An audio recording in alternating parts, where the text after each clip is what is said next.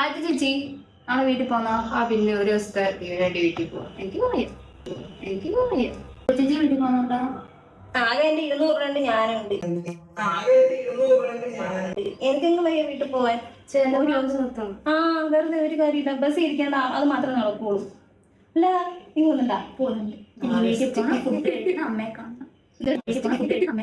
നാളെ വരാനല്ലേ? അതെ, ഫുഡ് കഴിക്കാമല്ലോ. വിശക്കുന്നില്ലേ? വിശക്കുന്നു. ബിരിയാണി കഴിക്കാം. പൈസ ഉണ്ടോ? പൈസ 3 ബിരിയാണി 3 സ്നാക്സ്. എത്ര ഐഡിയ എല്ലാം കൂടെ 650 രൂപയായി. വീട്ടിൽ പോയാൽ മതിയായിരുന്നു. അടുത്ത ആഴ്ച ബിരിയാണി എന്ന് പറഞ്ഞ് വന്നോളൂ. ഇവിടെ ഉള്ളതൊക്കെ തിന്നാ മതി. ആ പൈസ എങ്കിലും കയ്യിലിരുന്നാലും പണ്ടാരം.